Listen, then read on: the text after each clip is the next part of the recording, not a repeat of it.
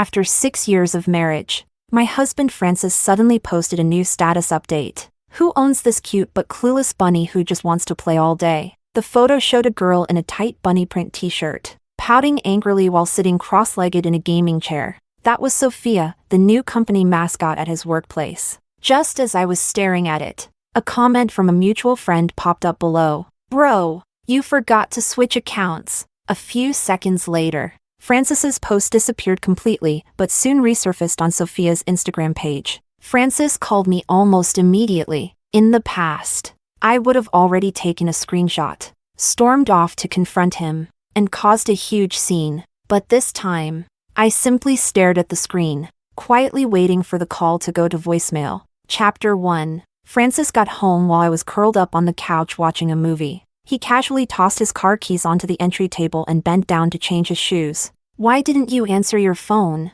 Francis never asks questions like that unless he knows he's done something wrong. My eyes stayed glued to the TV screen as I answered lazily. "The movie was too good. I didn't notice it ring. The dinner ran late. You really don't have to sit here waiting for me every night like this. No one wants to see you make yourself look so pathetic." If it were before, I'd definitely go on and on about how it was all because I loved him. But today, I suddenly didn't feel like saying anything at all. Francis stood in front of me, slouching, then handed me a paper bag from a luxury brand. Today was the premiere of the big New Year drama series produced by his company. To wish it a successful launch, I had left work early like I always did, cooked a nice meal, opened a good bottle of wine, and invited a few mutual friends to watch the premiere together. But after 4 episodes aired, the friends awkwardly finished their meal and left one by one. Francis, who promised he'd be back early, never showed.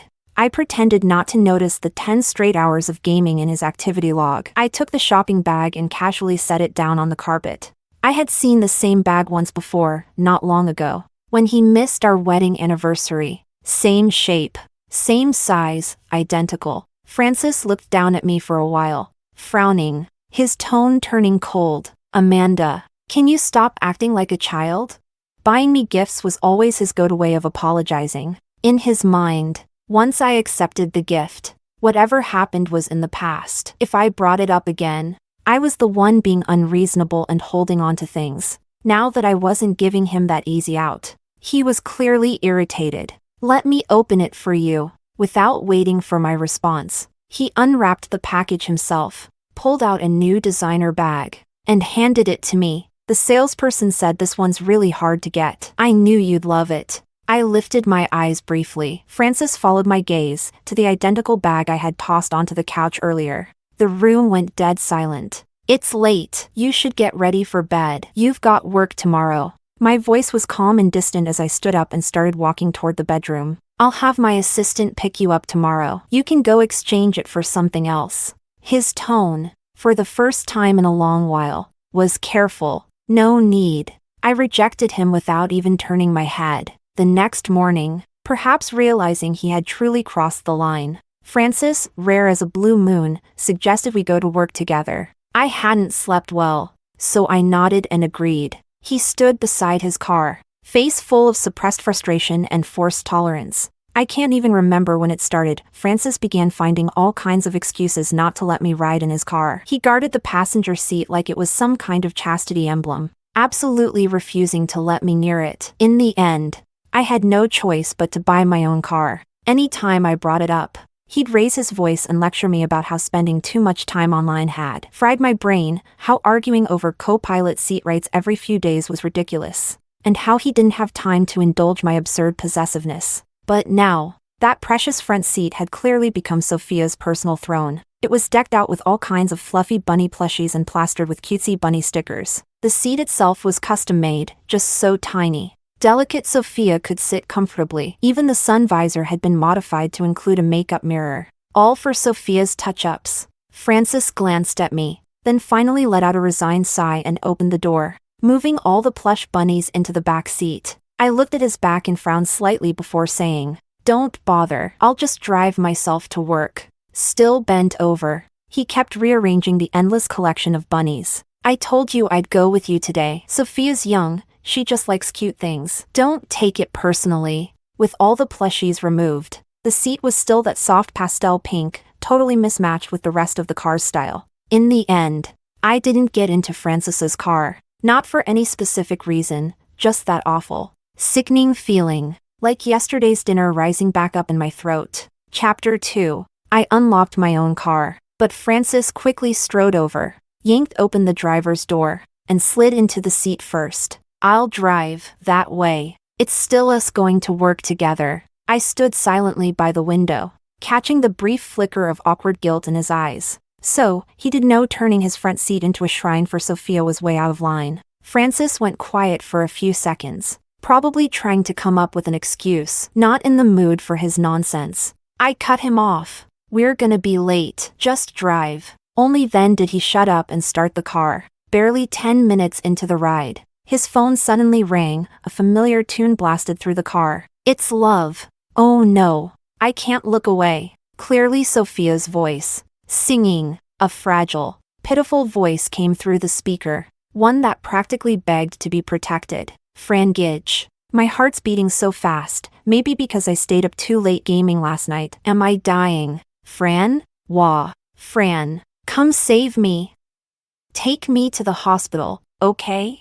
Francis didn't say a word. He didn't even glance in my direction. He just immediately pulled over, reached over, and unbuckled my seatbelt. His voice was flat and businesslike. My artist isn't feeling well. I need to go right now. We're close to the office. Just walk the rest of the way. The second I stepped out and shut the door, Francis took off like he couldn't wait, leaving behind a thick, choking trail of exhaust. This area is premium real estate. No one walks to work here. A small e-scooter, probably not expecting anyone to be crossing on foot, whipped around a corner and slammed straight into me without even slowing down. I ended up with soft tissue bruises on my forehead, palms, and knees. At the clinic, the nurse cleaned my wounds, taped on sterile gauze with medical adhesive, and gave careful instructions. When you get home tonight, take off the gauze so the medicine can be applied. Don't let it get wet before it scabs. On my way to the office, I called a ride. The young driver was propped up with 2 phones, one for GPS, the other streaming Sophia's live broadcast. Rows and rows of comments flooded the screen, all fussing over Sophia's condition. Thank you everyone for your concern. Don't worry, your little bunny Sophia isn't feeling that bad anymore. Because Fran came like a superhero. Super fast now my heart feels calm. No, I didn't confess to Fran, we're not like that. Don't make stuff up, Fran's just super sweet and super nice to Sophia the bunny. As her soft, sugary voice filled the car, 2 messages popped up on my screen. Amanda. The assistant said you missed the morning project strategy meeting? Where the hell did you go? Work comes first. Do I really need to teach you that? All I asked was for you to walk a bit, and now you're sulking and slacking off. Every word dripped with anger and impatience, practically leaping off the screen to slap me in the face. Sometimes I wondered if he had a split personality. How else could someone treat people so differently with such precision? That night, I changed my bandages in front of the mirror, then limped to the sofa and laid down to watch a drama. The fingerprint lock beeped at the door, followed by Frances's mocking voice. Thought you'd finally fixed that nasty temper of yours. Been acting all sweet lately. Turns out you were just building up for a big explosion. Huh? Maybe it was my motionless back that pissed him off. Frances stormed over to the TV and shut it off hard. Amanda, have you completely lost your mind? This film project is meant to win awards. Do you have any idea how much it costs to delay even one day? I still didn't move, didn't speak, just watched quietly as he suddenly froze in place. His eyes swept over the raw gash on my forehead, then my exposed elbow and knee. He frowned. What happened to you? Meeting his gaze, I replied flatly, nothing serious. Just got hit by a scooter on the way to work. Francis blinked, his anger fading into something more cautious. He stepped closer to inspect the wounds. You got in an accident and didn't think to call me? I pulled my hand away from his and said lightly, it's a minor injury, nothing fatal. Besides, you were busy, taking care of your artist's health. What a joke, playing the caring hero after the fact. Nice words. But how many times had I called him in the past, only to be met with blind scolding before I could say a word? Francis stopped caring a long time ago whether I was in danger or not. After getting burned so many times, if I still didn't know, he wouldn't show up. then I really would have been hopelessly stupid. Francis was always sensitive to remarks like that. He suddenly stood up and looked down at me, sneering. What's with the passive-aggressive crap? Amanda? What? Leaving you on the side of the road is some unforgivable sin now? You're 28. Not 2. You got hit walking to work. And somehow that's my fault? You probably did it on purpose to guilt-trip me. I stared at his sudden outburst, speechless. What more was there to say? I said one sentence, and he slapped me with a whole list of ridiculous accusations. I had no interest in fighting. I stood up, struggling to move, and started heading for the bedroom. Seeing how hard it was for me to walk, Francis finally dialed down his temper. He sighed, then stepped forward to support me. I'll sleep with you tonight. If you need anything, just let me know. Francis hadn't come to bed before 2 a.m. in a long time. Sophia needed to livestream every night to grow her following. She claimed she was scared of male trolls harassing her during the late-night streams, and said she felt unsafe without someone there. So Francis locked himself in the study every night without fail, guarding her, making sure nothing disturbed her. He'd send her gifts to make her smile, join her on live streams for some sweet back and forth, making sure everyone knew Sophia the bunny had someone backing her.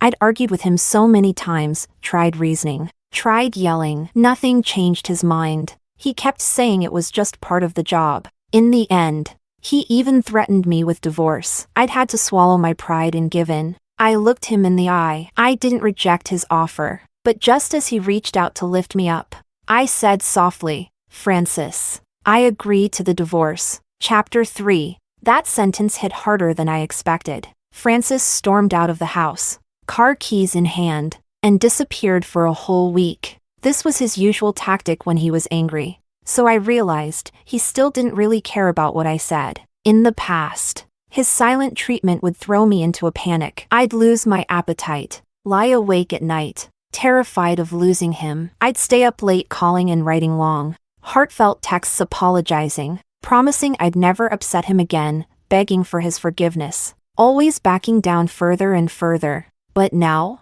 top of my mind was finding a new job. After all, it just wasn't a good look to keep working at my ex-husband's company after the divorce. About 10 days later, just after work, Francis called. For someone like him, taking the initiative to reach out was a massive olive branch. Turning him down now would be considered completely ungrateful. You did well the past 2 quarters. There's a company party tonight, hosted by the admin department. Come with me.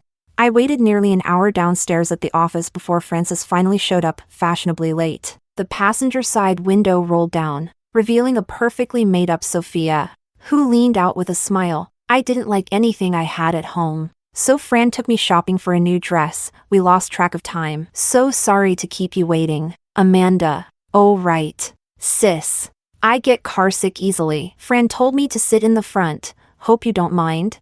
Francis gripped the steering wheel so tightly his knuckles turned white. He looked extremely tense, as if afraid I'd fly into a rage and punch Sophia in the face. But I simply opened the back door in silence. Who even wants that overly showy front seat? I was more worried it might mess with my luck. All the way there, Sophia kept finding excuses to chat with Francis, flirtatiously acting sweet while subtly showing off in front of me. I just admired the scenery outside the window, pretending not to hear a thing. Francis, strangely enough, wasn't playing along. His face stayed dark, and he ignored her attempts at conversation, occasionally checking my expression through the rearview mirror. When we arrived, Francis's good friend Ryan came over with a big grin on his face. Sis-in-law, long time no see. I've been so busy I totally forgot to call and invite you myself. Ryan had known Francis since they were kids. He knew everything about him. If a company event allowed spouses or partners, and Ryan didn't tell me, it meant Francis was bringing someone else, Sophia. If I found out, I'd probably show up crying, which would embarrass Francis. I gave a polite smile and said, It's okay, I'm just here to make an appearance and head out early anyway. Ryan fell silent for a second, exchanging glances with Francis. But in the end, he didn't say anything more. Inside, Francis made a quick round of small talk with a drink in hand, then returned with a slice of cake for me. Matcha cake, your favorite. Matcha cake used to be my favorite back in college. I hadn't liked it for years, Before I could even turn it down, Sophia appeared, phone in hand, getting in my face. She was live streaming. Hee hee. Little bunny Sophia has found Fran. Are you guys talking about that lady? She works at Fran's company. He just brought her some cake out of courtesy. Come on. Don't start rumors. Fran and I aren't even a couple. I raised my hand to cover my face, avoiding the camera, then stood up and walked away. I found a quiet corner on the balcony to get some air. Unexpectedly, Francis followed me out. For once, he seemed uncertain and sheepish. Sorry, Amanda, I didn't know Sophia was going to start a live stream. Don't mind what she said in the stream. I usually play along to help her get better engagement. None of it's real. I've already told her to turn it off. Don't worry. I nodded, accepting his explanation, mostly because I never cared in the first place. When I returned to the party, the host on stage was enthusiastically hyping up the crowd. I grabbed a drink from a nearby table. Just as I turned around, I saw Sophia walking over with a champagne glass, smiling sweetly as she clinked her glass against mine. Amanda, my fans all say Fran and I make the perfect match. Who do you think he likes more, me or you?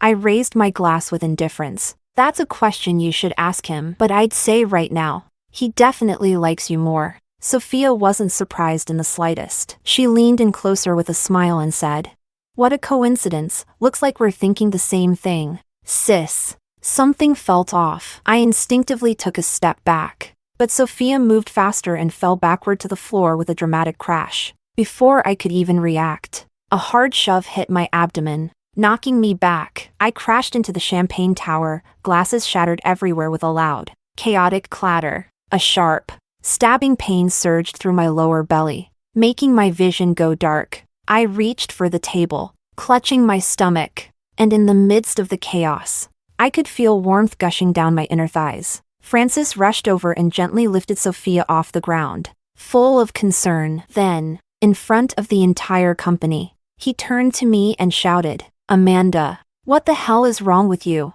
Can't you just stop already? Do you need a psych evaluation or something?" His accusations cut off suddenly. He stared at the blood trickling down my legs. Something clicked. His voice trembled with disbelief. "Why you're bleeding? Are you pregnant?" Chapter 4. Francis rushed over in a panic to help me up, shouting at the onlookers, "Someone call an ambulance! Hurry!"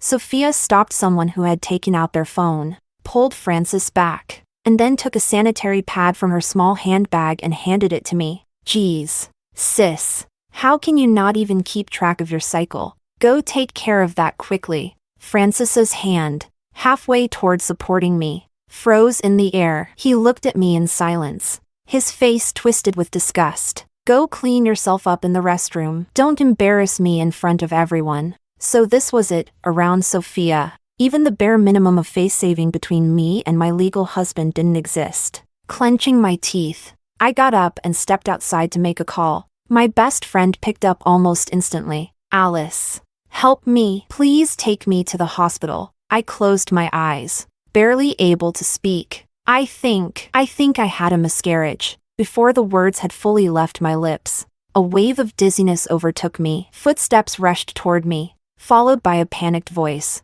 and then I collapsed into a firm embrace. When I came to, the doctor informed me it was a threatened miscarriage. There was no heartbeat anymore. A DC procedure would be necessary. After the surgery, Alice was waiting with a bouquet of sunflowers. "Sis, the baby's gone. And your marriage is basically over too. Can you really let go of Francis?" The anesthesia had worn off, leaving me pale and in pain, but I still managed a faint smile. The moment I saw through Francis, I no longer wanted the child. He didn't deserve to be a father. 6 years of marriage with Francis, what a joke. He's the one who made me not want it anymore. I said, "No matter what you decide, I'm behind you." Alice replied, "Since you've made up your mind, our top lawyer is ready to protect your interests, right, Mr. Handsome Gideon?" Gideon, standing next to her, nodded firmly. "Absolutely. That bastard's not getting a single extra cent out of you. I'll get the divorce papers drafted as soon as possible, but we should be prepared for a court battle too." I looked at him gratefully. "Thank you. I'm counting on you, Gideon." Whether it was the incident outside the hotel, or helping me get through this divorce. He understood exactly what I meant. Gideon gave me a brilliant smile. No need to thank me. I took a week off for medical leave. Francis never contacted me, and of course, I had no reason to reach out to him either. After what happened last time, he handed my project over to someone else. So going back to work or not made no difference. When I returned to the office to formally end my leave, I ran into Sophia again, of course. She deliberately blocked my path with a smug look, eyes glinting with provocation. Heard you were on medical leave. Back so soon? If you lost the baby, shouldn't you be resting longer? I stared at her, sharp and sudden. You did it on purpose? So the fake fall wasn't some pathetic ploy to win Francis over. She knew I was pregnant and staged the whole thing? Sophia feigned shock. Oh no, so you really did lose it? Oh dear. What a pity. I was only guessing. You know? Didn't expect you to be so unsteady on your feet. Ah. Sophia staggered back, clutching her cheek, eyes wide with rage, but before she could speak, her expression twisted. Tears poured down her face like a waterfall. Fran, help. I was just being nice to your ex. And she slapped me, sob, sob, sob. Francis stepped out from behind me, immediately rushing to examine Sophia's face with concern. Then he turned on me like I was insane. Amanda, how long are you going to keep causing trouble? It's bad enough you faked a medical leave. This company isn't your personal playground. If you want to argue or fight, take it somewhere else. I didn't miss the victorious smirk on Sophia's face. She mouthed at me, you can't beat me. I looked at the two of them coldly. Then I turned around and walked away without looking back. Trash deserves trash. I wish them everlasting love, just don't let their filth spill into the world and ruin other people's lives. Back home, I made myself a nourishing soup and went to lie down in the bedroom. When your body's weak, it's easy to feel sleepy. I ended up sleeping straight through to the evening, feeling recharged. I ordered myself a carefully selected, nutritious meal. Unfortunately, what came through the door along with the food was Francis. I acted like I didn't see him. I quietly set the table, served myself a bowl of hot soup, and began eating. Francis rushed straight into the kitchen to warm up some milk, but when he saw the food on the table, his expression shifted slightly. He put the milk back in the fridge, then spoke in a tone I hadn't heard in ages, gentle, almost soft. Thanks for making me soup. I brushed off his hand and took a sip from the bowl. This is for me. It has nothing to do with you. His hand, reaching for the soup, stopped midair. His expression darkened immediately. He snapped. Amanda, you know I have a sensitive stomach. I calmly took another sip of the rich, hot broth. I do know. That's why, even when I was exhausted after work, I still forced myself to cook, following recipes from doctors, just so your stomach wouldn't suffer. And what did I get in return? You playing lovey-dovey with someone else out there, leaving me to sit here alone, watching hot dishes grow cold, just like my heart did for you, once boiling like lava, now cold as ash. I continued, voice steady, but that's all in the past. You've got Sophia now. Let her take care of your stomach. Francis stared at me for a while, clearly irritated by my indifference. In the end, he said nothing and went back to the kitchen to heat up his own milk. By the time I'd finished eating and returned to the bedroom, he had already showered and was leaning against the headboard, not giggling at his phone for once. The moment I walked in, he got up and approached me, his gaze intense. He leaned in close and whispered, "Let's get some early sleep tonight." I pushed him away, but he came back, more persistent than before, wrapping an arm around my waist with an unnaturally gentle voice. It's been a while since we've slept together. Let's have a baby. He lowered his head to kiss me, but I dodged. His patience snapped. He grew rough, pushing me down on the bed, trying to force his hand under my shirt. I slapped him hard across the face. Francis's eyes burned with fury, but he still held back, growling, "Amanda, you're my wife. What's wrong with me wanting a baby with you? Fine. Be mad at me because of Sophia. But there's a limit."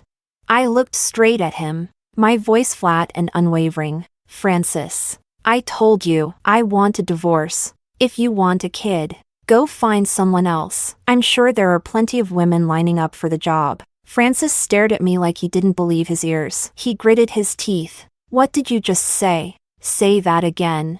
I dare you. I said, I want a divorce. He stood there for a long moment, speechless. Finally, he laughed, angry and bitter. So you're serious now? I looked him dead in the eye, dead serious. He jumped out of bed, yanked on his clothes, his face twisted in scorn. What? Is this some new trick you learned from your little online echo chamber? You really never get tired, do you? He slammed the bedroom door so hard, the whole room shook. Chapter 5. Francis didn't come home for an entire month. Though he hardly ever posted online, his feed had never been more active. He'd officially moved in with Sophia. Every night, instead of streaming separately, he sat right next to her, chatting on mic throughout the live stream. As if afraid someone might miss it, he reposted replay links every single day. Couple challenges, trending couple videos, matching jackets, matching rings, matching plushies. Sophia's fans in the stream went wild, gushing over their sweet and secure love story. Big sis and bro-in-law are the cutest. In the past, even the smallest update from Francis, hell, even a simple message, was something I'd obsess over for hours. But now? He didn't even register in my mind. As I looked at the flood of job offers in my inbox, I didn't hesitate for a second before submitting my resignation to HR. Technically, I was still the boss's wife, so the resignation process went through smoothly, almost delightfully so. By the time the process reached Francis's desk, I had already chosen my new company and completed the onboarding. That evening, when I got home from work, I was surprised to find Francis at the house. He was supposed to be at an amusement park with Sophia. Not that I cared where they were. It was just that Sophia's couple brand was so successful that several girls in my old company talked about her constantly. You couldn't not know what was going on. I changed into my house slippers and walked in. Francis followed me with a grim face. You don't have anything to say to me? Nope. His face darkened like the bottom of a scorched pot. So what? The company's too small for you? Or you think I can't afford to support you anymore? You're quitting just to go work for someone else? Or is this another one of those tricks your internet advisors came up with to manipulate me again? I stared into his eyes, completely unbothered. Neither the divorce nor my resignation was about manipulating you. Your life has nothing to do with me anymore, and you don't get to interfere with mine. Out of the corner of my eye, I saw his fists clench, but I didn't care. I had things to do. What caught me off guard was what came after. For the next few days, Francis started leaving the office early, driving out of his way to wait for me outside my new company. All the flashy decor in his car was gone. He'd returned it to its original, neutral state. When I stepped out of the building, he'd be leaning against his car, cigarette in hand. The moment he saw me, he'd put it out and walk up holding a bouquet of bright red roses. The coworkers I left with would nudge me teasingly. Amanda, is that your husband? He's so sweet, bringing you flowers every day.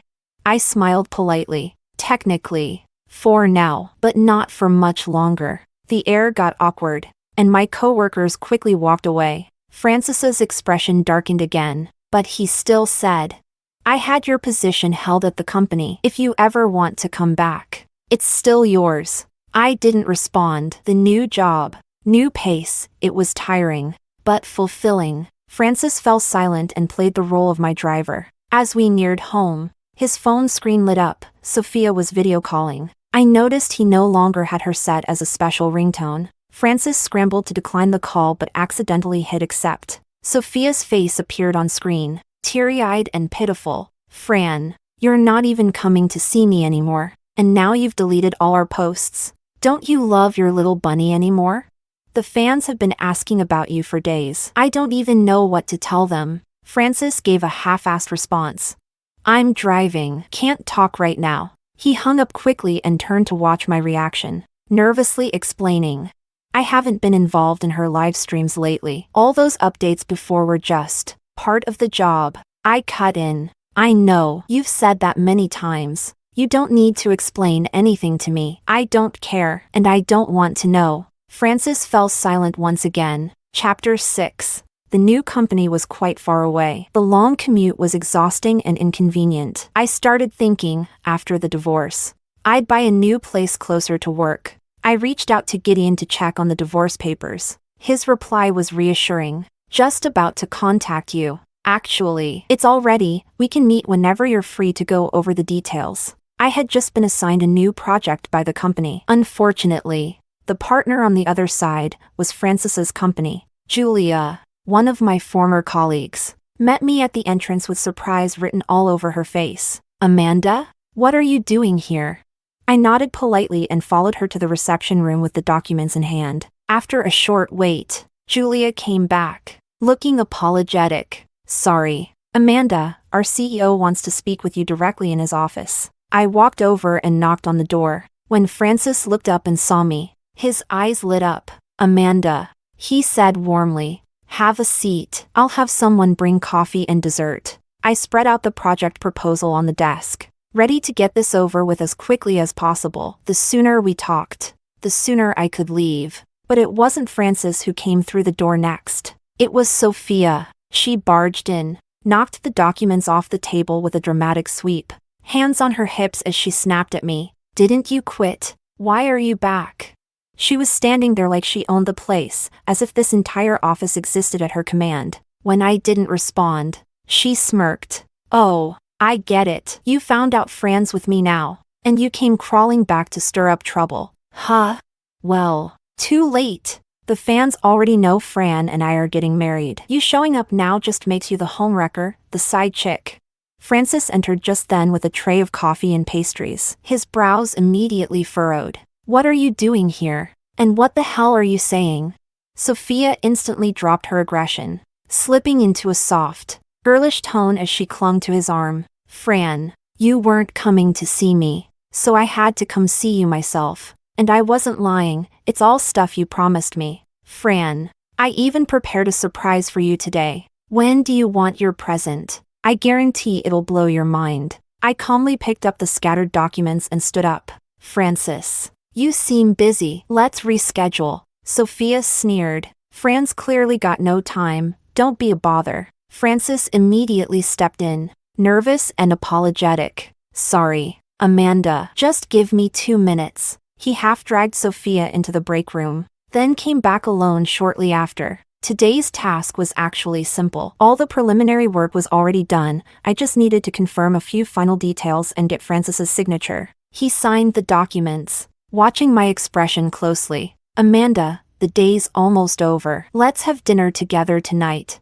No, Freyan. Sophia suddenly burst out of the break room, now dressed head to toe in a full bunny costume. Long floppy ears on her head, a fluffy puff of a tail bouncing just above her thighs barely covered by tiny shorts that swayed with every step. Sophia cast a subtle sideways glance at me, then coyly pulled out a small box from the heart-shaped cutout on her chest. With a sugary tone, she whined at Francis. Friend, we ran out of the last batch, so I bought new ones, but if you don't want to use them, that's fine too. I just love being super close with you. Francis looked at her in shock, then immediately turned to me in a panic. His expression had never looked more rattled. Amanda, it's not what you think, I swear. Please, believe me. I calmly gathered my documents, completely unaffected. No need to explain, I really don't care. Francis grew visibly more desperate. His eyes reddened as he grabbed my hand. You really don't care?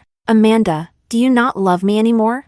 I pulled my hand back in disgust, glanced coldly at Sophia, who looked irritated, and said, What? Should I close the door for you too?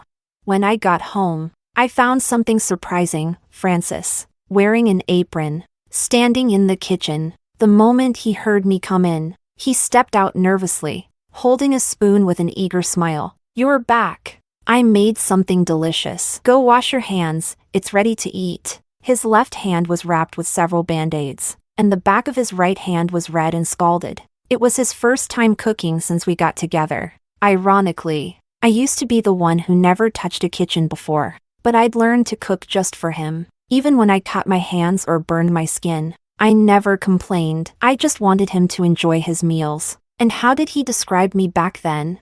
Said I was born pathetic, begging for suffering, and that if I suffered, I deserved it. Looking at him now, so careful and cautious, I couldn't help but laugh. Francis, Who exactly are you pretending to be humble for now? Francis looked lost, lowering his hands awkwardly. His eyes were filled with hurt as he forced a smile. I just wanted to apologize. Amanda, nothing ever happened between me and Sophia. I don't even know why she acted like that today. A sharp ringtone cut him off. Ryan's anxious voice came through the phone. Fran, Sophia's live streaming a suicide attempt. She says you don't want her anymore. You better get over there fast before something actually happens. Francis looked at me, clearly embarrassed. I turned to leave. He rushed forward and grabbed my arm. I'll just go check on her. If something really happens, it'll affect the company's image, and you know how much of this company's success belongs to you. You understand, right? I cut him off impatiently. I get it. Go already. Francis sighed in relief. I'll be quick. I'll bring back your favorite takeout from those places you like. Okay? I sat in the quiet house, opened my laptop, and reviewed the divorce agreement Gideon had prepared. Not long after, my phone lit up, message after message, along with INS notifications flooding in. I tapped in. Go to hell. Old hag. Homewrecker. I scrolled casually. Every comment was filth. Sophia's name showed up in almost all of them. I opened Sophia's livestream. Francis had already arrived. She was curled up in his arms, sobbing as she clutched his shirt, her teary-eyed act enough to melt 1,000 hearts. The chat was exploding with rage. Netizens were demanding justice, calling for the mistress who ruined their love story to be exposed. Me, I couldn't even be bothered to laugh. I logged into INS, posted a photo of my marriage certificate, tagged Sophia, and watched for a bit as the internet lost its mind. Then I turned off my phone and went to sleep. Chapter 7. The next day was the weekend. I met up with Gideon. After our meeting, he offered to give me a ride home only for us to run into Francis, who was waiting at the gate. The ground around him was littered with cigarette butts. The moment he saw me, he rushed over, grabbing my shoulders with both hands, his voice filled with rage and bitterness. Amanda, what the hell gives you the right? You killed my baby behind my back? If the netizens hadn't dug it up, were you planning on never telling me? That was my child too. You had no right to take its life. Amanda, you're just as heartless and vicious as ever. I shook off his grip and stared at him coldly. Did some rabid dog bite you on the way here? Only then did Francis notice Gideon beside me. He sneered. Well, already got your rebound lined up? Fine. You want a divorce? Where's the damn agreement? I'll sign it right now. Exactly what I wanted. I handed him the agreement Gideon had prepared. Perfect. A clean break, no mess, no strings. Francis hesitated as he took the pen. His eyes flicked, almost imperceptibly, toward my stomach. As he signed, his voice came out hoarse. Amanda, your heart is really cold. I couldn't help but laugh. What a joke. Classic gaslighting. The divorce went through without a hitch. Francis looked crushed as he turned to leave, but I stopped him. Francis, do you want to know when the baby was lost? He looked at me, confused. I spoke slowly, clearly, enunciating every word. The night of the company party, Sophia figured out I was pregnant and staged that fake fall. The moment you shoved me away. The doctor said I was around 10 weeks along at the time, exactly when the fetus is most vulnerable to outside stress. Francis's face turned ghostly pale. He stood frozen like his system had crashed. I didn't stop there. It was you. You killed your own child for Sophia. Remember how much I bled. Francis, I hope every night for the rest of your life, you dream of it, of all that blood. Then came another wave of messages on my phone, this time not hate, but apologies. Countless netizens messaged me to say they were sorry, urging me to let go and run as fast as I could from the trash men I used to love. Alice called, nearly screaming with excitement. Sophia was live streaming her romantic fairy tale wedding dreams when Francis barged in and completely lost it. They actually started fighting, physically. Viewers were reporting it live while watching the drama unfold. Eventually, they both got taken away by the cops. Broad daylight and instant karma, what a treat. Gideon was with her, gently reminding her not to get too worked up. The scandal exploded. Francis, once a CEO, was now splashed across headlines. Cheating, abusing a mistress, domestic violence. The internet stuck every ugly label on the both of them. For Francis's company, It was a death sentence. Investors pulled out, sponsors cut ties, the stock price plummeted like a landslide. By the time Francis got out of the holding cell, he was completely swamped trying to salvage what was left. When I saw him again, I had already been settled into my new home for a while. He'd lost a lot of weight, his suit looked like it was hanging off a wireframe. Even though he had cleaned himself up, the exhaustion and gloom clung to him like smoke. He knelt before me, holding a bouquet of red roses in one hand. Amanda, I've thought about everything. I was blind and stupid before, but now, the company's terminated Sophia's contract. I swear there's nothing between us anymore. From now on, I'll love only you. Let's have 2 beautiful kids and live a peaceful life together. I'll change. Amanda, I swear. Just give me one more chance, please? That was exactly how he proposed to me the first time, on one knee, begging. Back then, I didn't know. All he wanted was a safe harbor, a place to hide from the crushing weight of career and ambition. And I just so happened to love him to death. Completely and utterly. Later, when his career took off, I'm sure he regretted that moment of weakness. That's why he went chasing novelty like a madman. Maybe, at some point, he did feel something real for me. But time has passed. I'm no longer the woman I used to be. I don't get moved by crumbs of affection, not the kind that wouldn't even fill a dog's teeth. I turned my head and stared coldly at the person holding up a phone. Recording. So I'm just a prop now. Huh? Something to fix your company's public image? Francis, is using women your only way of surviving? The divorce is final. Don't come back and disgust me again. I turned to leave. Francis reached out and grabbed the hem of my coat. He sank to both knees, his face pale but his eyes bloodshot. He begged, voice trembling, Amanda, I've got nowhere else to go. I really don't want to lose you. Please don't leave me. I brushed his hand off without hesitation, my voice firm and sharp. Let go. You make me feel dirty. He stared at my disgusted expression, lips parting as if to speak. But in the end, he only gave a bitter, self-mocking smile and slowly got to his feet, walking away. Because of his personal scandal, Francis's company suffered major losses. To cover them, all of his shares were sold off. Eventually, he was forced off the board entirely. Meanwhile, I flourished at my new company. Thanks to my outstanding performance, I was quickly promoted to a full-time role.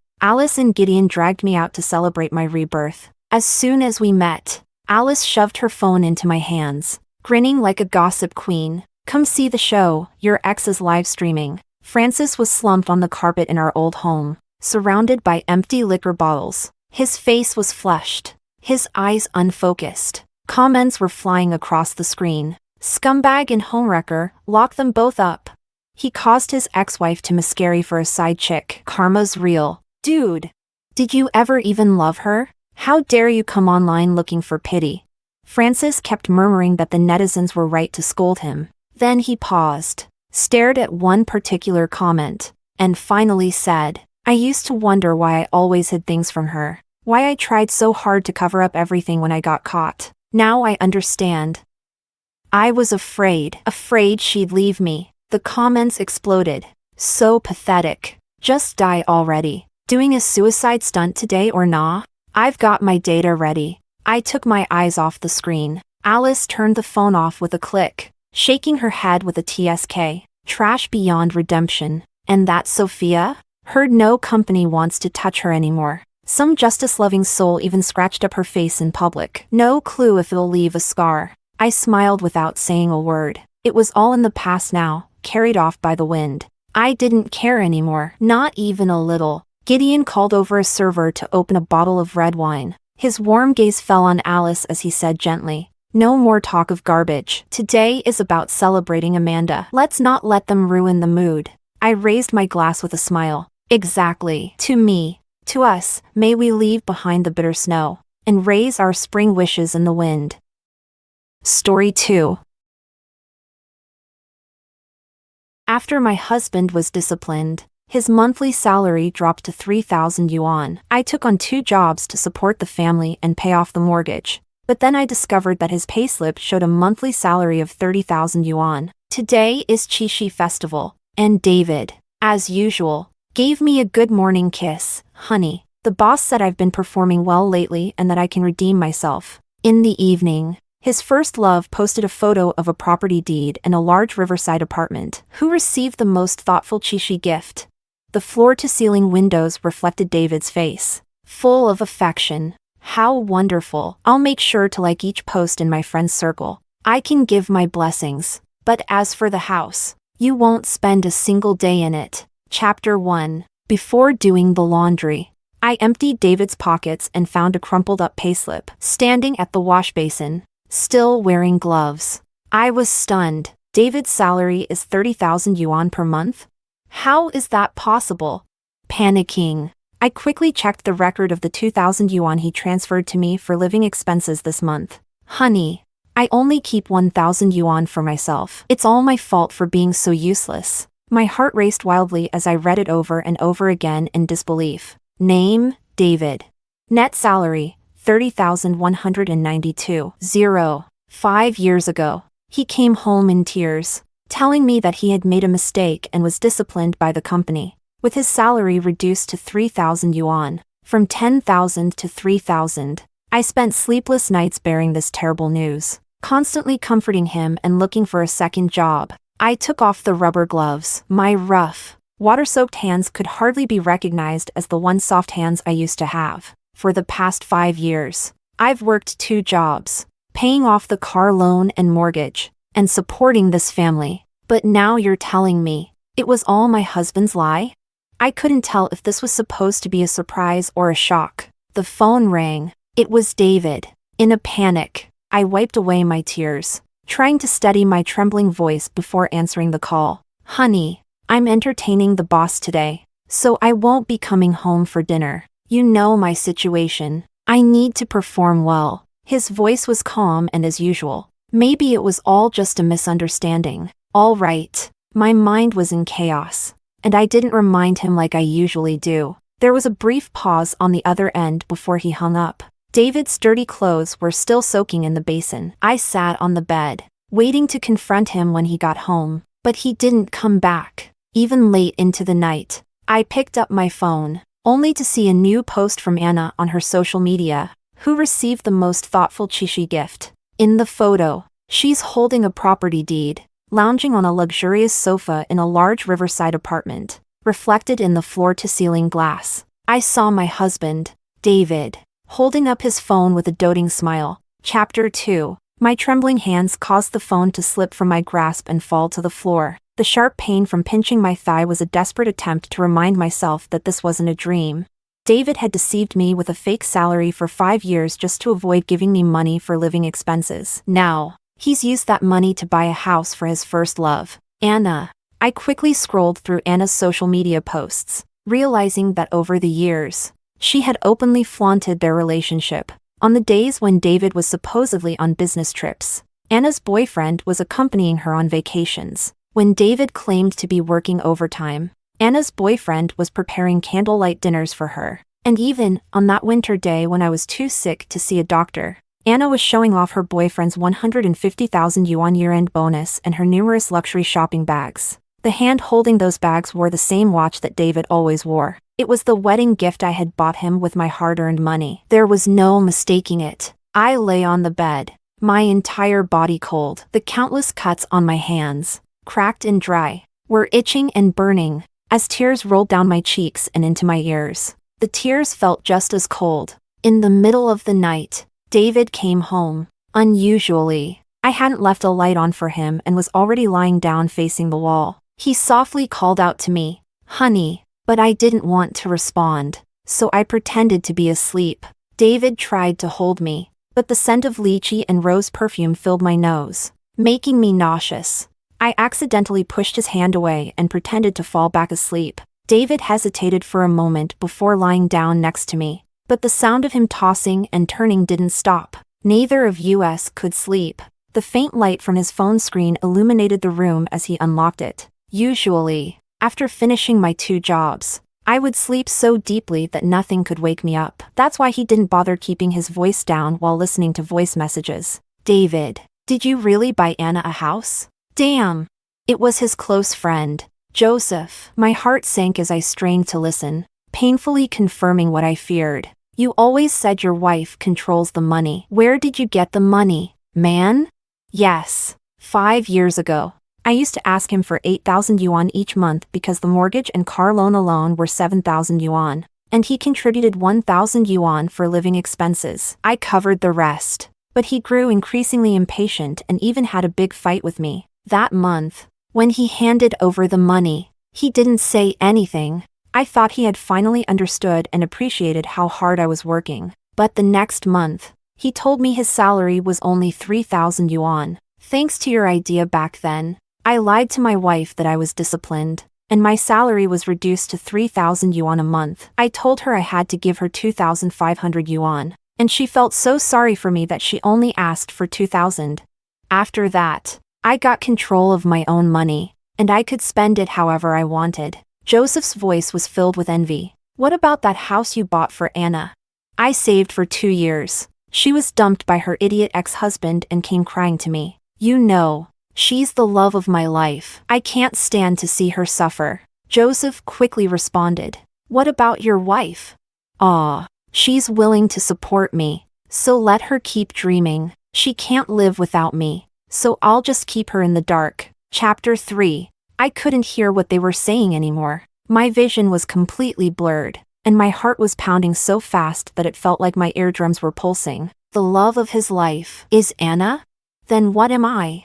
Was it that he stopped loving me long ago? Or did he never love me at all? I pressed hard on my chest, taking deep breaths, but I didn't dare make a sound. After all, when I met David, he was deeply in love with Anna. When I transferred to No. 1 high school, the entire campus knew the story of the top student David and the school beauty Anna. I just didn't know when the rumor started that the real school beauty was the transfer student, Caroline. For 2 whole years, I was isolated by the girls in my grade. Malicious gossip was like knives stabbing me, making those years the darkest of my life. After the college entrance exams, Anna was sent abroad, and they broke up, but I ended up at the same university as David. He was in despair, and I was depressed. We were like 2 wounded animals licking each other's wounds, carefully avoiding each other's pain, and gently embracing. David shifted his love for Anna onto me. He accompanied me to see a therapist, took me on trips to see beautiful places, and gave me affirmation and warmth whenever I needed it. David was my light. So, I fell hopelessly in love with him. We got married right after graduation. I didn't ask for a penny of dowry and used my part-time earnings to buy him a watch. Back then, my wedding ring was just a silver band that cost less than 100 yuan. We bought a house, bought a car. I quit my job to take care of him, managing his meals and daily life, and often took care of his parents. I was immersed in the eternal love he wove for me, firmly believing that life would get better and better, and I would never abandon him in his difficult times. But in the end, he said I was the one lost in the dream of supporting him, that I was nothing more than a parasitic vine that couldn't live without him. So-called love, so-called hardships, it was all a lie. How could there ever be something eternal?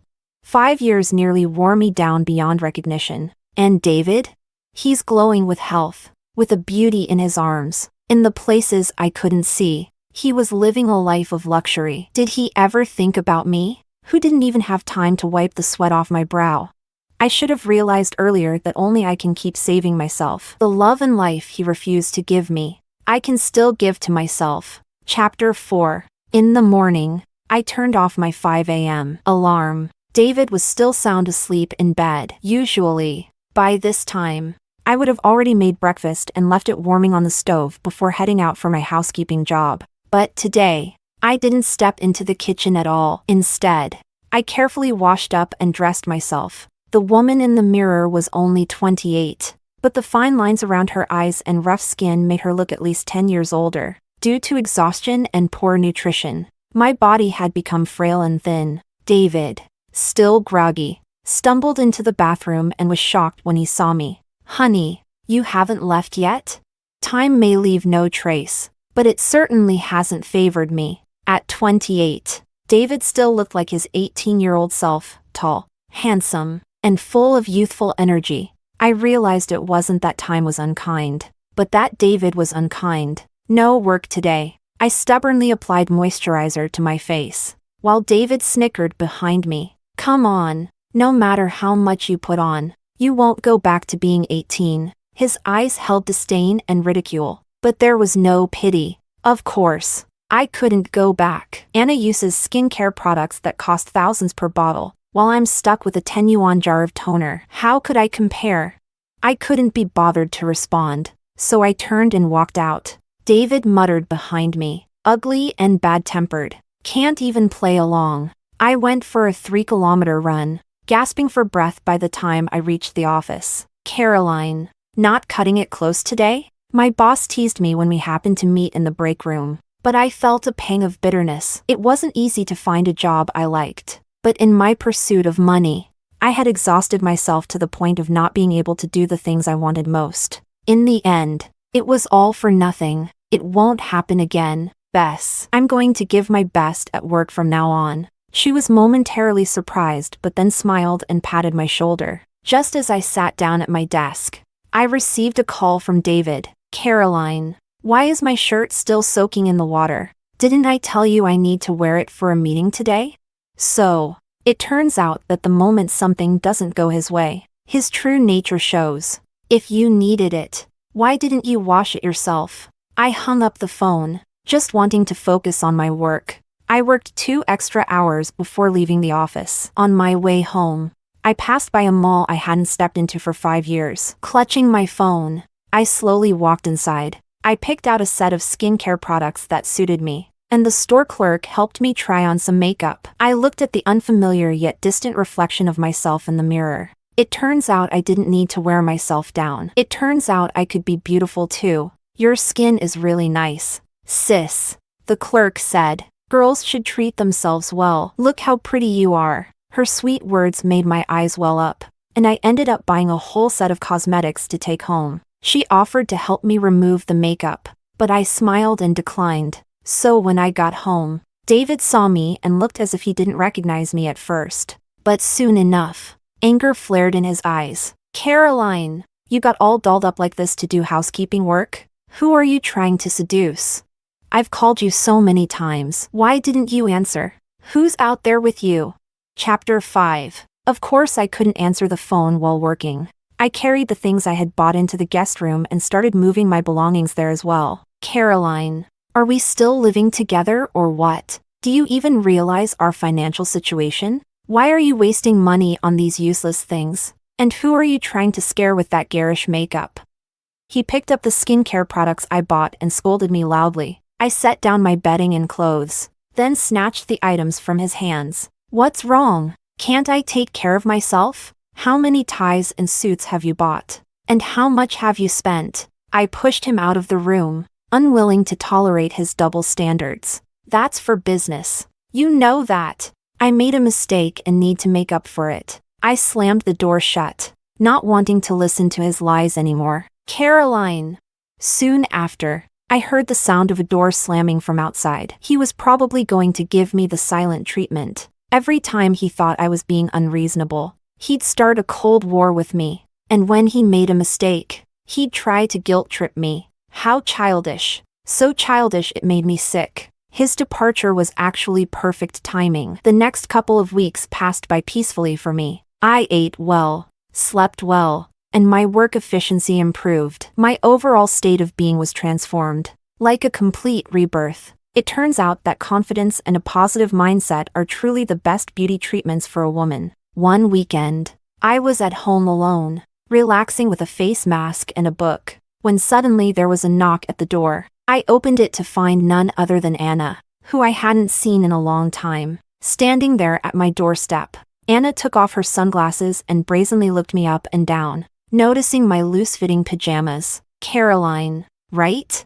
I heard from some classmates that you haven't been doing well these past few years, so I came over to check on you. She was carrying a box of Shine Muscat grapes, and the bag slung over her shoulder, worth tens of thousands, was also a gift from her boyfriend. Before I could say anything, she walked in on her own and started inspecting the entire house. Caroline, I heard you've been working 2 jobs lately. You need to be careful not to wear yourself out. Aging can happen quickly. I peeled off my face mask and watched her put on a show. But when she saw my plump, rosy skin, clearly more vibrant even if not perfectly smooth, and my upright posture, she couldn't find a trace of the exhaustion she had expected. Anna's smile faltered slightly, and she forced a laugh. Did you secretly get some cosmetic treatments? I could see the flash of envy in her eyes. Not at all, I replied. I've just been feeling great lately, more relaxed. And it seems to be making me look younger. And what about you, Anna? I heard you married a British executive after going abroad. Your life must be much better than mine. I deliberately poked at her sore spot. That executive was abusive, not only cheating her out of her money but also frequently beating her, which is why she fled back to China to find David. Only David would be eager to pick up someone else's discarded trash. Anna's eyes flashed with anger, and her face twisted for a moment in rage, but she quickly recovered and smiled again. It's important to look toward the future. Just look at your place. The lighting isn't great, the location is bad, and it's not very spacious. You know, my boyfriend just bought me a new apartment, 150 square meters, with a river view. I'll have to invite you over sometime. I thought I had become strong enough,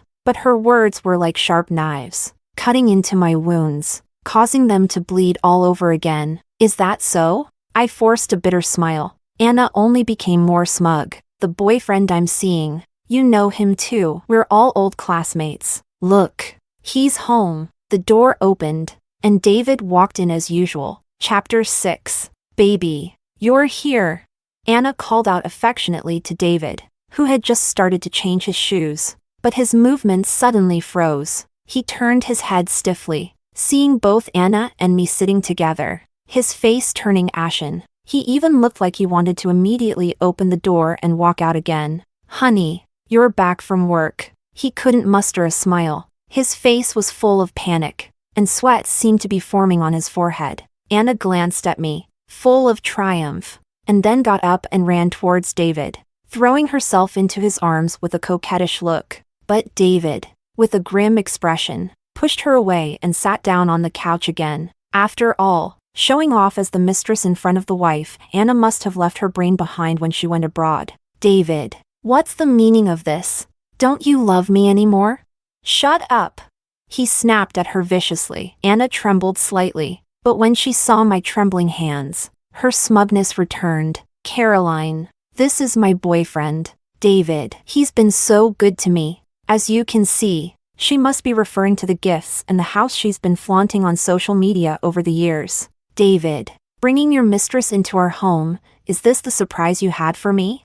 I ignored Anna and focused solely on David. He stood there, his face paling slightly. He probably hadn't expected to be exposed so quickly. Was he afraid? Maybe he felt guilty? The one who isn't loved is the mistress. David and I are childhood sweethearts, and we were each other's first love. You were the one who intruded on our relationship. She was indeed brazen, and her words made my lips turn white with anger. Intruded on their relationship? My heart trembled uncontrollably, but I didn't want to cry, didn't want to make myself any more pathetic. Honey, let me explain, David said, pulling me into the bedroom. His brows furrowed as he looked at me. I stumbled as I was dragged inside, and the moment I regained my balance, I slapped him hard across the face. Explain what? What the hell do you need to explain? Explain how your salary has been 30,000 yuan a month for the past 5 years? Or that Anna is the love of your life, that you bought her gifts and a house, and every time you said you were on a business trip or entertaining clients, you were actually in her bed? David, what kind of trash are you? Making your wife work 2 jobs just to spend money on your mistress. Tears streamed down my face as I cursed David, but I was also cursing myself for being so weak. David was stunned by my words. Honey, you know everything? I didn't mean to deceive. Get out! Everything that comes out of your mouth is a lie. You just don't want to take care of this family. So let's end it, divorce.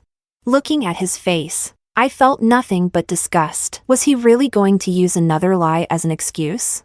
I didn't want to hear it anymore. David's expression completely changed. His face grew cold, and he looked down at me with a condescending gaze. Caroline, how can you be so selfish? Did you marry me just for my money?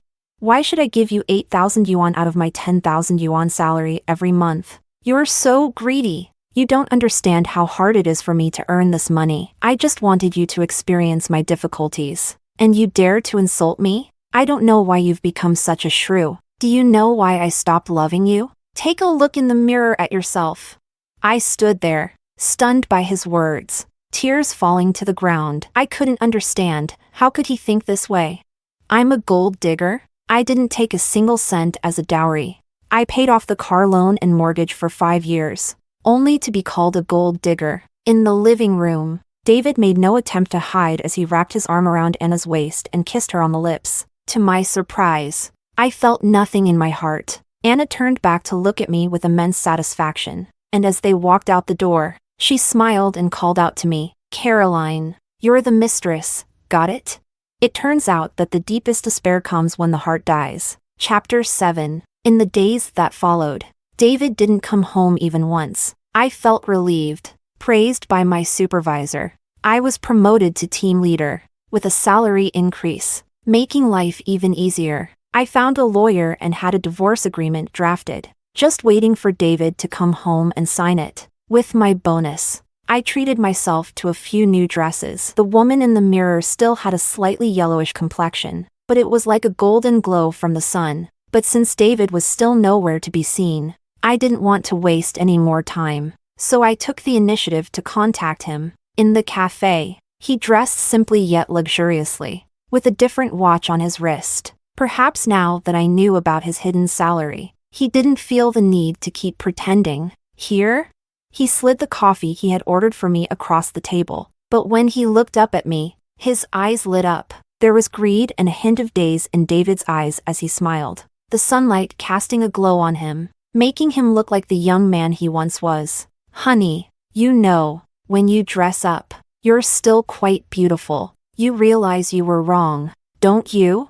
I admit I was harsh that day, but you really hurt me. From now on, I can give you 5,000 yuan a month for living expenses, and you won't need to work anymore. The way he said it, as if it were the most natural thing in the world, left me wondering where he got his confidence. I took the divorce agreement out of my bag. No need. I'm here to finalize our divorce. David's smile vanished instantly. He took the divorce papers from my hand, his face stern. Caroline, are you really going to be this ungrateful? I smiled faintly and quietly took a sip of my coffee. He flipped through the divorce papers carelessly, but when he saw that the house and car were to be mine, and that he was required to give me a sum of money, his expression darkened. He slammed the papers on the table and looked at me with a mocking smile. Caroline, have you lost your mind over money? Fine, we can get divorced. But don't think you'll get a single cent. I've supported you for so many years, giving you 8,000 yuan every month, and now you want to take my house? Dream on. I sneered. David, did you forget that we bought this house together after we got married? That we've been paying off the mortgage together? And using our joint assets to buy a house for your mistress? I think you've really overindulged and should give it back. Stop calling her a mistress. Anna is our friend too. You wouldn't be so cruel as to leave her homeless, would you? I couldn't help but laugh in disbelief. Anna has parents and a family. What does her being homeless have to do with me? Are you so kind-hearted that you want to buy a house for everyone without one? David, you and Anna really are a perfect match. You should hurry up and get married. His grip on the coffee cup tightened, his knuckles turning white as he stared at me. Caroline, don't even think about it. I won't sign the papers. I told you. I'm just helping her through a tough time. Out of old feelings. I couldn't be bothered to listen to his hypocritical excuses anymore. I gathered my things and stood up to leave. Do as you like. If you won't agree, I'll take it to court. This divorce is happening sooner or later. Chapter 8. I contacted the lawyer again and spent this period gathering David's bank statements and evidence of his infidelity. Suddenly, I received a call from David's mother. Caro, come over for a bit. Your father accidentally fell and hurt himself. David is busy with work and doesn't have time. You need to come back and take care of him for a few months. I sneered inwardly. David busy with work. He always has time to go shopping and have fun with Anna, but no time to take care of his own mother? And with a salary of over 30,000 yuan, he can't afford to hire a caregiver? They just think my job is dispensable and treat me as their free maid. I didn't want to give them any excuses to criticize me, so I agreed. The old lady hung up the phone with a smug look. I bought a box of health supplements and drove to my mother-in-law's house. Father-in-law had indeed fallen and was now lying in bed watching TV, while mother-in-law sat beside him snacking on sunflower seeds. Seeing me arrive with gifts in hand, her face lit up with joy. "Caro, go pour some water for your dad and then make dinner." "Oh right. The guest room is quite messy. Clean it up so you can stay here for the next few months." I looked at the kitchen sink piled high with dirty pots and dishes, and the dining table covered in a mess that hadn't been cleaned up at all. I pushed open the door to the guest room. It was filled with clutter, and the bed was covered with their clothes. Quite messy. They were clearly waiting for me to come and be their free housekeeper.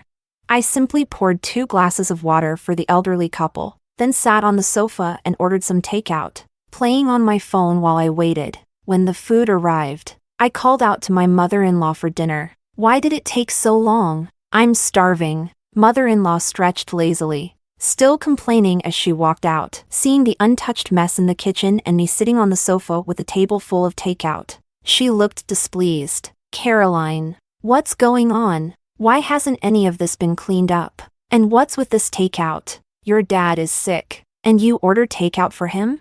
No wonder David says you're wasteful. Do you think it's easy for my son to earn money outside? How much did all this takeout cost?" "Yeah, it's not easy for your son to earn money, but he's not spending it on me, is he?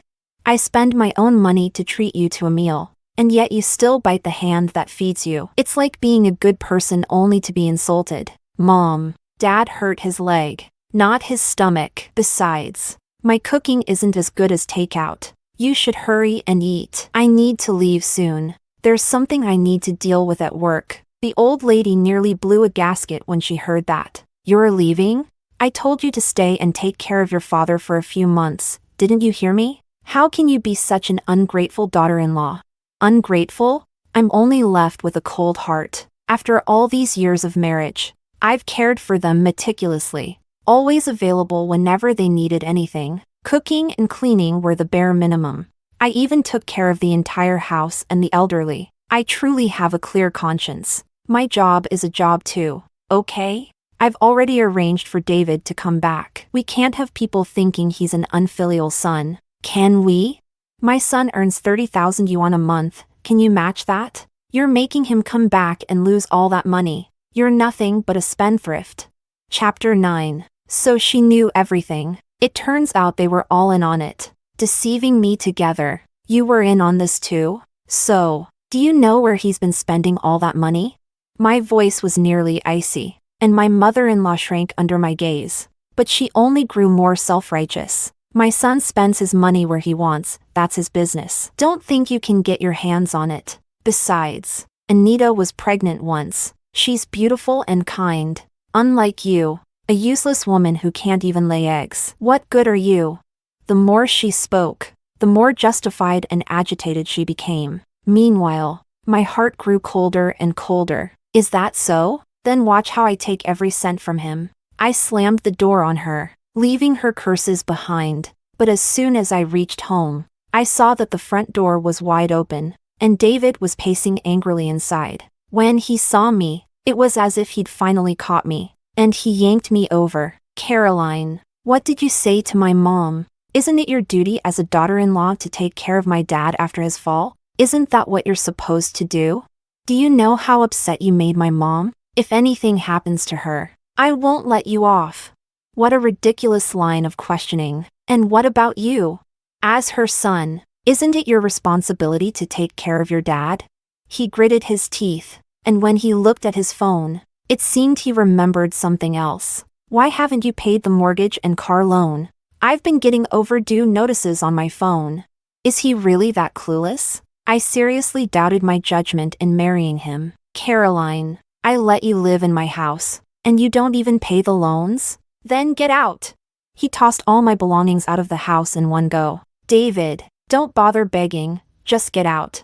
Bang! The door slammed shut. Outside, it was pitch black, dragging 4 or 5 suitcases behind me. I booked a nearby hotel. The hotel had a shuttle service, so I sat down by the curb to wait. The nearby street lamp cast a long, lonely shadow on the ground, while in the distance, lights twinkled from countless homes. I felt a deep bitterness, a complete and overwhelming sense of cold and disappointment. But I was no longer sad. It's better to cut ties early. David threw me out of the house. Now I can go to court with no remorse. Chapter 10. David thought I was joking, that I was just trying to scare him. But the court summons forced him to face me in court. He was completely unprepared, hastily hiring a lawyer, assuring him that I was just being unreasonable. But in court, faced with the compelling evidence and arguments presented by my lawyer, he was almost speechless. The court not only awarded me half of our shared assets, but my lawyer also secured additional compensation for me. Whether David liked it or not, it would be enforced by the court. The compensation was even more than what I had asked for in the divorce agreement. David was regretful, but also furious, unwilling to accept the outcome. He filed an appeal, requesting a second trial. Of course, I was ready to see it through to the end, but while I was at work, Anna came to see me first. We met at a cafe near my office. She looked distressed, a far cry from the arrogant woman I'd seen before. After placing our orders, I discreetly started recording on my phone. Caroline, David's been so harsh with me lately. I rolled my eyes. What does that have to do with me? But she continued, speaking as if to herself. He said he's going to take back everything he gave me. Not only does he want to sell the house, but he also wants me to pay him back. Don't you think that's heartless? Without the house, without money, what am I supposed to do?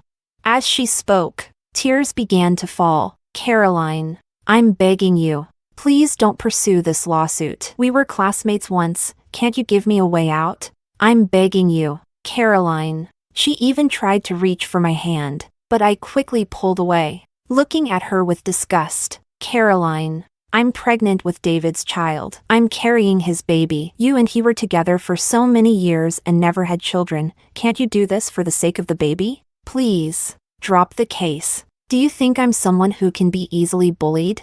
Do it for the sake of the baby? How absurd. What does your child have to do with me? Anna, weren't you just bragging about your wonderful boyfriend? That house, you can't afford to live in it. I calmly sipped my coffee, watching as her teary eyes turned into a twisted expression of rage. Caroline, how can you be so cruel? Oh, not at all. I'm just speeding up the divorce so your child can have a complete family. Complete family? Ha, without the house, there won't be any home. I quickly leaned back, avoiding the spit that flew from her mouth in her fury. Caroline, if you don't drop the lawsuit, I'll cause a scene at your workplace. I'll make sure you lose your job. You won't have a moment's peace. I won't let you off.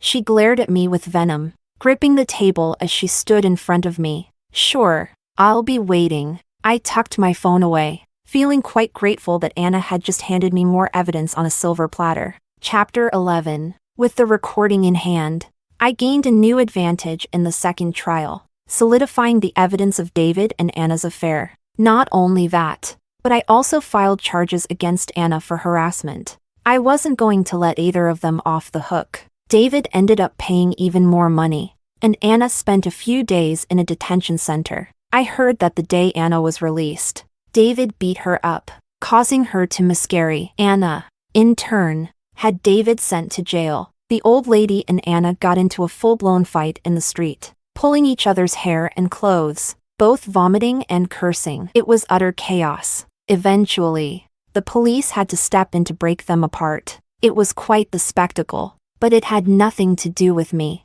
I ended up with a significant amount of money, most of which I invested, while the rest I used to treat myself. I signed up for Pilates classes, upgraded my skincare routine, and at work, I achieved even greater success. Bess promoted me along with herself. That day, we booked a restaurant to celebrate. After a satisfying meal, we said our goodbyes, and I waited outside the door for my car. I overheard the manager nearby scolding someone. I turned to look and saw a man bowing his head, nodding repeatedly, almost as if he wanted to disappear into the ground. The manager noticed my gaze and looked up at me. He gave me an awkward, apologetic smile. Sorry to bother you, ma'am. No problem, I replied casually. But when the man heard my voice, he suddenly looked up at me, his dark eyes shining. It was David.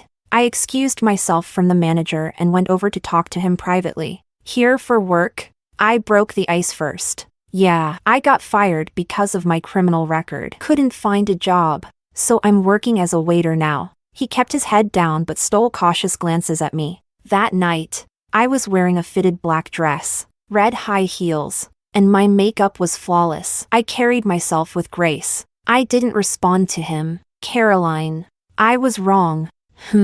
My thoughts were still on the dinner party, wondering if I should transfer to the company's headquarters in the capital to continue advancing my career. It's all my fault, Caroline. I didn't know it would cost so much to feed a family. Didn't realize the mortgage and car payments were 7,000 yuan a month. I didn't know how exhausting it was to clean the house. I didn't know, Caroline.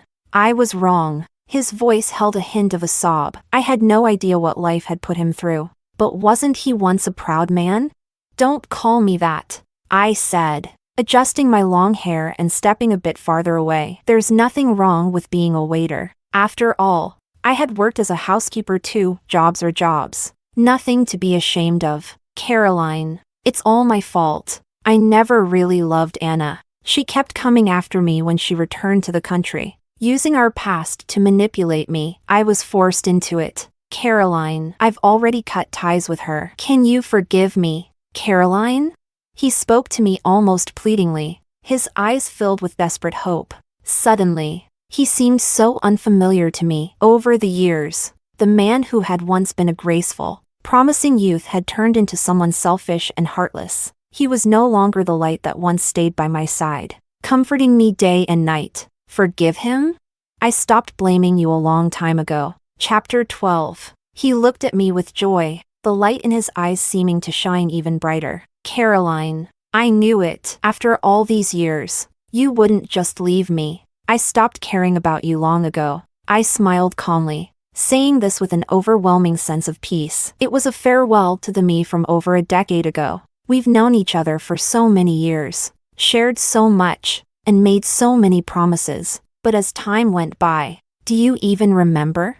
When I asked you for money, your suspicion and anger were nothing but signs of your mistrust. After all those years together, you actually thought I was a gold digger, that I only wanted your money. You even resorted to that kind of deception, lying to me for 5 years. Getting back with Anna was just a sign that you had lost the spark, the loyalty, and the responsibility in our marriage. Even if it wasn't Anna, there would have been Elisa, Annala, because you are, at your core, an unfaithful man. I don't regret falling in love with that young man from 10 years ago, but I do regret the support and trust one gave you over the past 5 years. We're no longer the people we were when we were young. I won't come running to you just because you wave your hand. David's eyes turned red, and a tear rolled down his cheek, but that tear would no longer ripple through my heart. No, it's not like that. Caroline, enough, enough. I waved my hand, signaling the end of the conversation.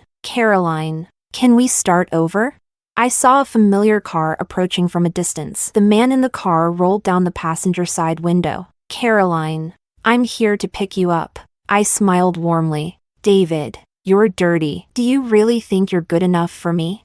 I walked toward the car, and the man eagerly opened the passenger door for me, carefully guiding me inside. David looked down at his own dirty clothes and disheveled appearance, but I wondered if he understood that when I said dirty, I was referring to him as a person. The car drove off, getting farther and farther away. I wouldn't look back. The man in the car was my new boyfriend. Whether we'd get married, who knows?